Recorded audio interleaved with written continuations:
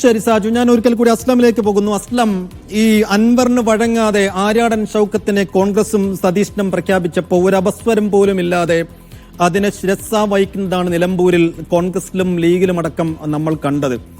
ആ പ്രഖ്യാപനത്തിന് ശേഷവും ആര്യാടൻ ഷൗക്കത്തിനെ വിമർശിച്ചുകൊണ്ട് PV അൻവർ രംഗത്ത് വരുന്നത് നമ്മൾ കാണുകയാണ്. അങ്ങനെയുള്ള ഒരു സാഹചര്യത്തിൽ ഇപ്പോൾ ഈ മുകൾ തട്ടിൽ ചില നേതാക്കൾക്കുള്ള എതിർപ്പ്, അൻവറിനെ അക്കോമഡേറ്റ് ചെയ്യുന്ന കാര്യത്തിൽ ഉണ്ടാകുന്ന ഈ അനിശ്ചിതത്വം, അതവിടെ നിലമ്പൂരിൽ താഴെത്തട്ടിൽ കോൺഗ്രസിന്റെ പ്രചാരണ പ്രവർത്തനങ്ങളിൽ ഏതെങ്കിലും തരത്തിൽ നിഴലിക്കുന്നുണ്ടോ?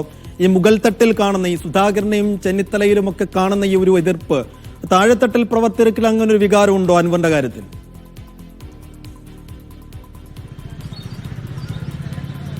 സൈഫു, അൻവറിന്റെ ഒരു വിലപേശലിനും വഴങ്ങാതെ ആര്യാടൻ ഷൗക്കത്ത് എന്ന് പറയുന്ന കോൺഗ്രസ് തീരുമാനിച്ച ആദ്യഘട്ടത്തിൽ ധാരണയാക്കിയ സ്ഥാനാർത്ഥി തന്നെ ഔദ്യോഗികമായി പ്രഖ്യാപിച്ചപ്പോൾ കോൺഗ്രസ് പ്രവർത്തകർക്കിടയിൽ വലിയ ആവേശവും വലിയ ആത്മവിശ്വാസവുമാണ് ഉണ്ടായെന്ന കാര്യത്തിൽ സംശയമില്ല.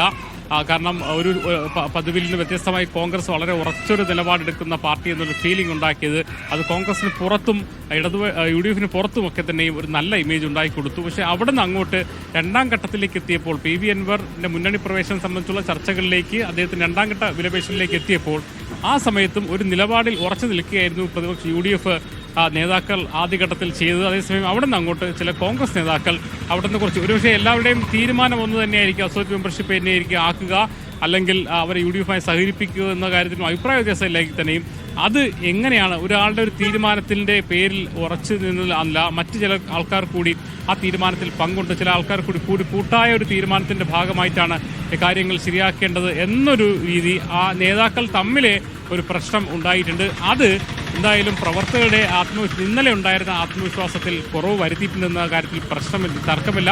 നമ്മൾ ചില നേതാക്കളുമായി സ്വകാര്യമായി സംസാരിക്കുമ്പോഴും അവർ സമ്മതിക്കുന്ന കാര്യമാണ്. അതുകൊണ്ട് തന്നെ എത്രയും പെട്ടെന്ന് ഈ പ്രശ്നം സെറ്റിൽ ചെയ്തുകൊണ്ട് ഒരു പുതിയൊരു ആവേശത്തിലേക്ക് പ്രവർത്തകരെ കൊണ്ടുവരേണ്ടി വരും. ആദ്യമുണ്ടായ ഒരു ആവേശം, ആദ്യം പ്രഖ്യാപിച്ചപ്പോഴുണ്ടായ ആവേശം, ആ ഒറ്റ തീരുമാനത്തിൽ ഉറച്ചു നിന്നപ്പോഴുണ്ടായ ഒരു വലിയ ആത്മവീര്യം, അതിൽ ചെറുതായിട്ട് കോട്ടം തട്ടിയിട്ടുണ്ട് എന്ന് തന്നെയാണ് നമ്മൾ മനസ്സിലാക്കുന്നത്. പ്രത്യേകിച്ച് കെ സുധാകരന്റെ പ്രസ്താവന വന്നതിന് ശേഷം. അതുകൊണ്ട് തന്നെ അത് പരിഹരിക്കുന്ന തരത്തിൽ വളരെ പെട്ടെന്ന് ഈ അൻവർ കേസ് സെറ്റിൽ ചെയ്യണം എന്ന് മാത്രമല്ല, നേതാക്കൾ ഒരുമിച്ച് ഇരുന്നുകൊണ്ട് ഒരു സന്ദേശം നൽകിക്കൊണ്ട് അണികളുടെ ആത്മവിശ്വാസം വീണ്ടെടുക്കുന്ന രീതിയിലുള്ള ഒരു നടപടിയിലേക്ക് വളരെ വേഗം പോകണമെന്ന് പറയുന്നുണ്ട്. നമ്മൾ ഓരോന്നും സാങ്കേതികമായി എടുത്തു വെച്ച് നോക്കിയാൽ ആരും ഒന്നിനും എതിരല്ല. PV അൻവറിനെ കൊണ്ടുവരുന്നതിന് ആരും എതിരല്ല.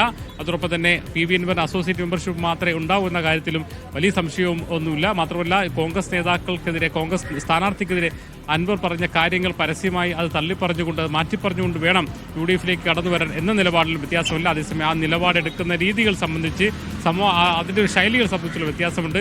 അതിൽ തന്നെ കോൺഗ്രസ് നേതാക്കൾക്കിടയിൽ ആഭ്യന്തരമായ തർക്കങ്ങളുടെ ഒരു പടലം കൂടി ഉണ്ട് എന്ന കാര്യത്തിൽ ഒരു സംശയമില്ല. അതേസമയം ഈ ഘട്ടത്തിൽ അതൊന്നും തന്നെ ചർച്ചകളിലേക്ക് എടുത്ത് കൂടുതൽ വിശദാംശങ്ങളിലേക്ക് അത് വികസിപ്പിക്കാൻ കോൺഗ്രസ് നേതൃത്വം ആഗ്രഹിക്കുന്നില്ല. അതുകൊണ്ട് തന്നെ വളരെ പെട്ടെന്നൊരു സെറ്റിൽമെന്റിലേക്ക് പോകാൻ ഉണ്ട്. ഒരുപക്ഷെ KC വേണുഗോപാലായിട്ടുള്ള ആശയവിനിമയം, ഒരുപക്ഷെ നേരിട്ടുള്ള കൂടിക്കാഴ്ചയോ അല്ലെങ്കിൽ ആശയവിനിമയോ നടത്തിയതിനു ശേഷം KC വേണുഗോപാൽ തന്നെ ഇക്കാര്യത്തിൽ ഒരു അന്തിമ ഒരു ചാപ്റ്റർ ക്ലോസ് ചെയ്യുന്ന തരത്തിലേക്ക് ഒരു തീരുമാനമെടുക്കും. എന്തായാലും അൻവർ UDF ഭാഗമായി ഉണ്ടാകുമെന്ന് തന്നെയാണ് നമ്മോട് സംസാരിച്ച UDF കൺവീനർ ആണെങ്കിലും മറ്റെല്ലാ നേതാക്കളെല്ലാം ഒറ്റവാക്കിൽ പറയുന്നത്. ഇപ്പോൾ അതേസമയം തന്നെ ആരും തന്നെ അൻവറിന്റെ ആ പരാമർശങ്ങൾ, അതായത് കോൺഗ്രസ് സ്ഥാനാർത്ഥിക്കെതിരെ നടത്തിയ പരാമർശങ്ങൾ അംഗീകരിക്കുന്നില്ല. അതെന്തായാലും അൻവറിന് പരസ്യമായി തന്നെ തിരുത്തി പറയേണ്ടി വരും. തുടർന്ന് അങ്ങോട്ട് നേരത്തെ എടുത്ത തീരുമാനം ഒരുപക്ഷെ അതൊന്ന് മിനുസപ്പെടുത്തിക്കൊണ്ട് കോൺഗ്രസിനെ ഔദ്യോഗികമായി തന്നെ അതിലേക്ക് ഒരു അസോസിയേറ്റ് മെമ്പർഷിപ്പ് എന്ന തലത്തിൽ തന്നെ കുറച്ചുകൂടി വിശാലമായ അർത്ഥത്തിൽ തന്നെ പരിഗണിക്കുന്ന രീതിയിലേക്ക് ഒരു തീരുമാനം മറിച്ചുണ്ടാകുകയും ചെയ്യും. എന്തായാലും നേരത്തെ പറഞ്ഞതുപോലെ 30-ാം തീയതിക്കകം, അതായത്